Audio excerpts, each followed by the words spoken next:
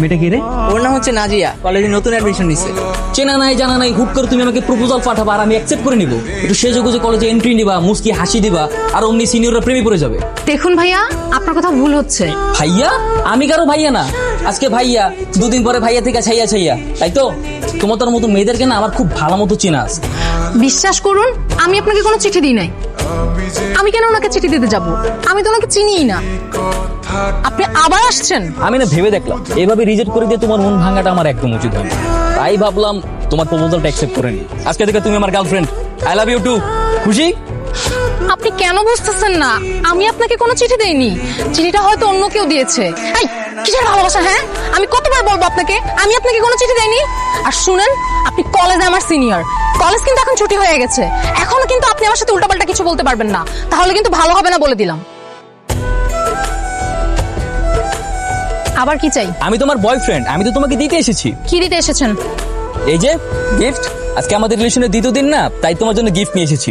আমি কি আমার মুখ দিয়ে আপনাকে একবারও ভালোবাসা শব্দটা বলেছি? মেয়েদের বুক ফোটে কিন্তু মুখ ফোটে না। ভালোবাসার কথা সরাসরি আমাকে বলতে না পেরেই তো চিঠি লিখে পাঠিয়েছিলে। বেশি বোঝা স্বাস্থ্যের পক্ষে ক্ষতিকর। আই চল। কিন্তু আমার গিফটটা? আপনার গিফট আপনার কাছেই রাখেন।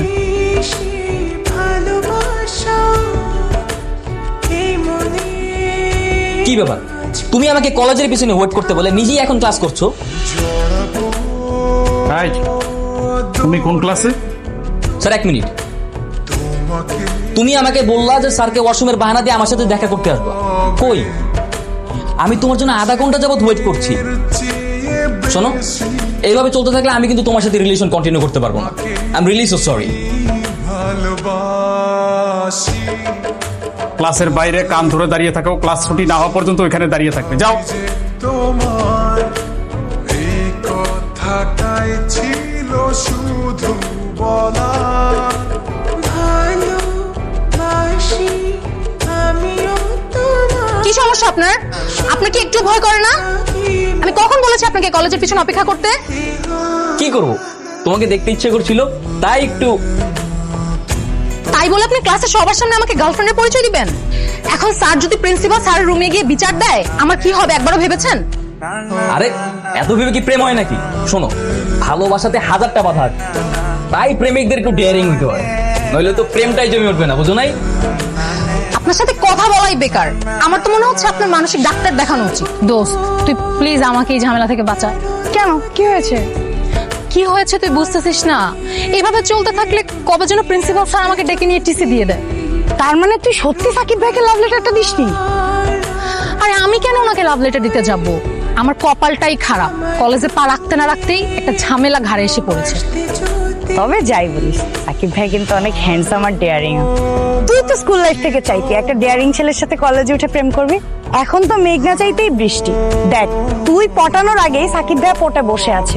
আই লাভ ইউ টুটা বলে সামনে আগাস না। ডেয়ারিং বলেছি, এতটাও ডেয়ারিং না যে সে ক্লাসে স্যারের সামনে আমাকে আই লাভ ইউ বলবে। আর আমি যদি ওকে আজকে আই লাভ ইউ বলি, কালকে দেখবি ঠিকই আমার বাবার সামনে বিয়ের প্রস্তাব নিয়ে হাজির হয়ে যাবে। সমস্যা কি? আজকাল প্রেম করার জন্য ছেলেদের অভাব হয় না, কিন্তু বিয়ের কথা বললে ওরা লেজ গুটিয়ে পালায়। শোন, ছেলেটাকে হাতছাড়া করিস না।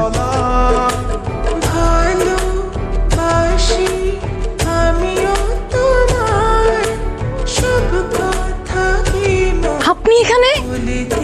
আপনাকে আমার বাসার অ্যাড্রেস কে দিয়েছে? তোমার বান্ধবী জ্যোতির থেকে নিয়েছি।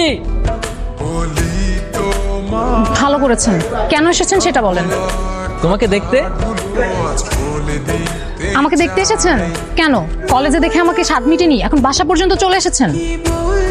ওকে, দেখেন, মন ভরে দেখেন। দেখা শেষ হলে এখান থেকে বিদায় হন। আমার বাবা কিন্তু বাসায়, বাবা দেখলে কিন্তু ঝামেলা হয়ে যাবে, আপনাকে মেরে মাটি চাপা দিয়ে দিবে। আরে কি বলো, তোমার বাবা বাসায় আছে, আগে বলবো না? আরে গেটটা খোলো, দাঁড়াও, তোমার বাবাকে সালাম দিয়ে আসি। এই দাঁড়ান দাঁড়ান, আপনি কি পাগল? আপনি কি পাগল আর ভান ধরে থাকেন বলেন তো? আপনি প্লিজ এখান থেকে যান।